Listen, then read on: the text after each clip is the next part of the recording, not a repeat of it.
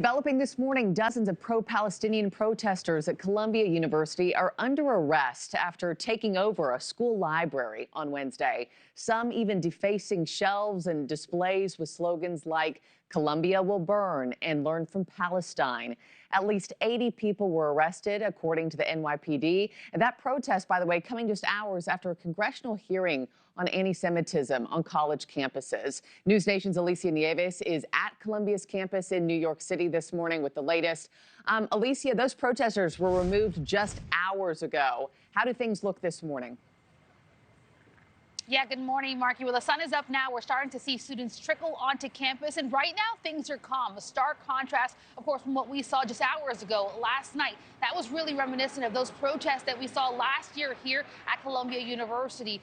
In terms of last night, what happened here, we know about 100 protesters occupied a Butler Library in what student protest group Columbia University Apartheid Divest called an emergency rally. Now, the takeover forced students who were studying for final exams to leave the library. Members of the Columbia University community are calling this situation an embarrassment.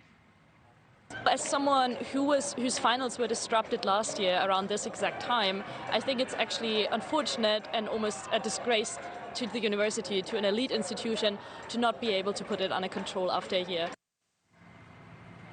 Yeah, so Columbia says that these protesters were asked to show identification. They were also then warned that they could be arrested if they did not. And instead, protesters tried to push past campus security. The university requested then that the NYPD come in and help secure the building, and believe that actually some of the protesters are actually not affiliated with the university.